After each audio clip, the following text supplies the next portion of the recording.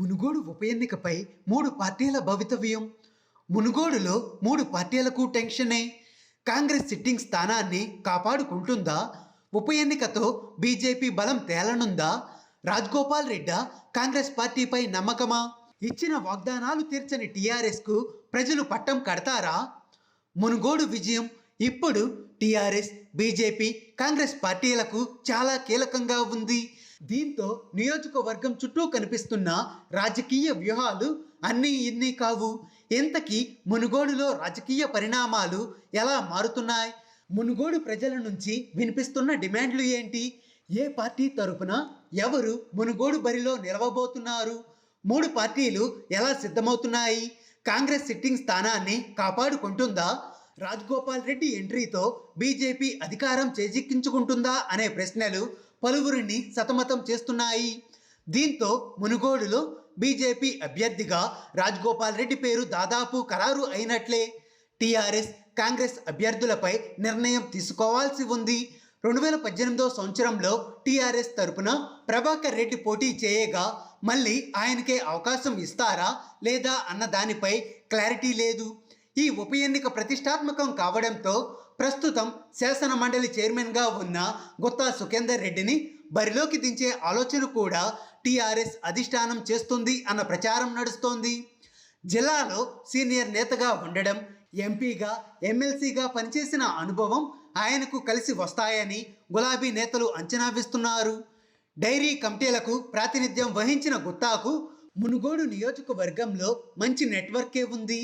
ఇక బీసీ ఓటర్లను దృష్టిలో పెట్టుకొని ఆ సామాజిక వర్గం నేతకే అవకాశం ఇవ్వాలి అనుకుంటే కర్నాటి విద్యాసాగర్, మాజీ ఎంపీ బోరా నర్సయ్య గౌడ్ పేర్లు కూడా లెక్కలోకి తీసుకునే అవకాశాలు ఉన్నాయి. మునుగోడులో విజయం కాంగ్రెస్కు ఇప్పుడు చాలా కీలకం. కంచుకోట, పైగా సిట్టింగ్ స్థానం. అలాంటి చోట విజయం సాధించకపోతే తెలంగాణలో కాంగ్రెస్ పని అయిపోయినట్లే అనే అభిప్రాయాలు వినిపిస్తాయి. పైగా ఈ బైపోల్ రేవంత్ రెడ్డి నాయకత్వానికి పరీక్ష అనే చెప్పాలి. దీంతో హస్తం పార్టీ ముందుగానే అలర్ట్ అయ్యింది. మునుగోడు ఉప ఎన్నిక కోసం ప్రత్యేకంగా కమిటీని నియమించి సీనియర్లకు అవకాశం కల్పించింది. విజయం కోసం అన్ని రకాల దారులు అన్వేషిస్తుంది. ఆ పార్టీ తరపున కాంగ్రెస్ పార్టీ మాజీ ఎమ్మెల్యే, దివంగత నేత పాలవాయి గోవర్ధన్ రెడ్డి కూతురు పాలవాయి శ్రవంతి పేరు అభ్యర్థి రేసులో వినిపిస్తోంది. ఇక బీసీ సామాజిక వర్గం నుంచి టీపీసీసీ అధికార ప్రతినిధి పున్నా కైలాష్ నేతతో పాటు మాజీ ఎంపీ మధు యాష్కి గౌడ్ పేర్లు కూడా తెర మీదకు వస్తున్నాయి. కాంగ్రెస్ పార్టీకి రాజగోపాల్ రెడ్డి వెన్నుపోటు పొడిచారని బుద్ధి చెప్పేందుకు పార్టీ కేడర్ సిద్ధంగా ఉందని కాంగ్రెస్ నేతలు అంటున్నారు. మరి బీజేపీకి రాజగోపాల్ రెడ్డి రాకతో ఆ పార్టీ అక్కడ పాగా వేస్తుందా లేదా అనేది పలువురి ప్రశ్న. మునుగోడులో పార్టీని నమ్మి ప్రజలు అధికారం అంటగట్టారా లేదా రాజగోపాల్ రెడ్డిపై అభిమానమా అనేది ఈ ఉప ఎన్నికతో తేలనుంది. మునుగోడులో బీజేపీ బలం ఏంటి అనేది కూడా తేలనుంది. ఇదిలా ఉంటే శివన్నగూడెం ప్రాజెక్ట్ భూ నిర్వాసితులు కూడా పోరుకు సిద్ధమవుతున్నారు. మునుగోడు నియోజకవర్గంలో బై ఎన్నికలు రాబోతున్న తరుణంలో పోటీలో నిలబెట్టేందుకు ప్రణాళికలు రూపొందిస్తున్నారు. ఇప్పటికే సోషల్ మీడియా వేదికగా గ్రూపులుగా ఏర్పడి కార్యాచరణ చేస్తున్నారు.